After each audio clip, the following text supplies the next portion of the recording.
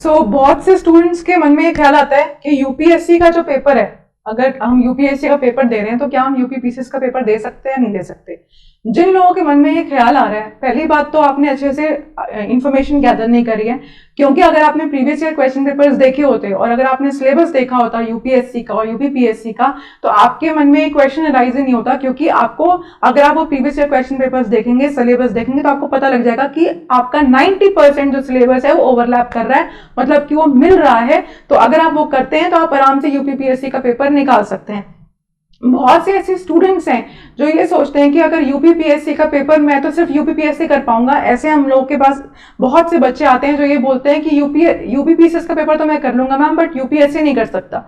ऐसा कुछ भी नहीं है, क्योंकि आपका 90% सिलेबस सेम है, और अगर सेम सिलेबस करके आप यूपीपीएससी क्रैक कर सकते हैं तो व्हाई नॉट यूपीएससी। तो आपको अपने आप को दोनों चांसेस देने चाहिए। अगर आप यूपीपीएससी कर रहे हैं तो आपको डेफिनेटली यूपीएससी का पेपर भी देना चाहिए। यू नेवर नो, क्या आपका लक क्रैक हो जाए और आपका पेपर क्रैक हो जाए। ओके, तो पहली बात तो ये आपका जो मिथ है, इस चीज को आप रिमूव करिए कि यूपीपीएससी मैं कर सकता हूं बट यूपीएससी नहीं कर सकता। ऐसा कुछ नहीं है। अगर आप यूपीपीएससी कर सकते हो तो आप यूपीएससी भी डेफिनेटली कर सकते हो।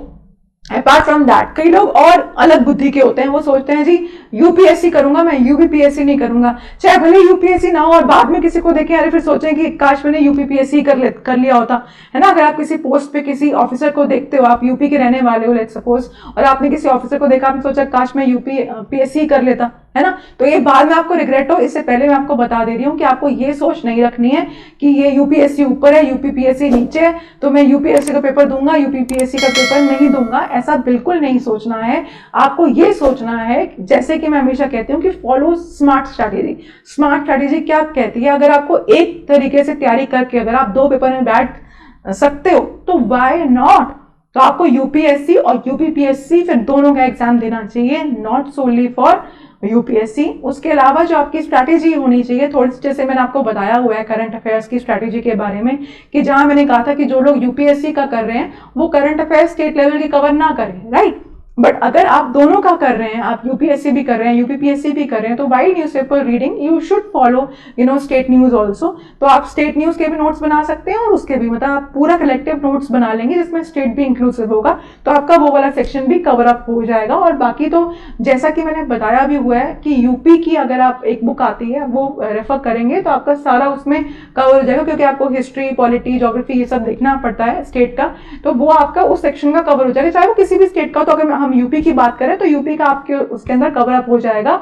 तो जो आंसर है वो यस है कि आप अपनी यूपीएससी की प्रिपरेशन के साथ साथ यूपीपीसीएस की प्रिपरेशन भी कर सकते हैं। हम बहुत से स्टूडेंट्स को यहाँ पर यूपीएससी और यूपीपीएससी की प्रिपरेशन करा रहे हैं, बीट ऑनलाइन और बीट ऑफलाइन।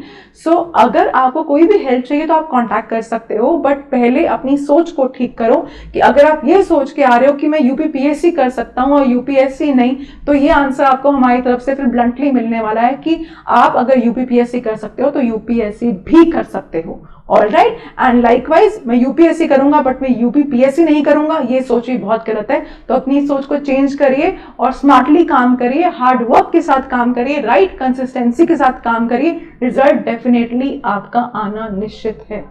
Thank you.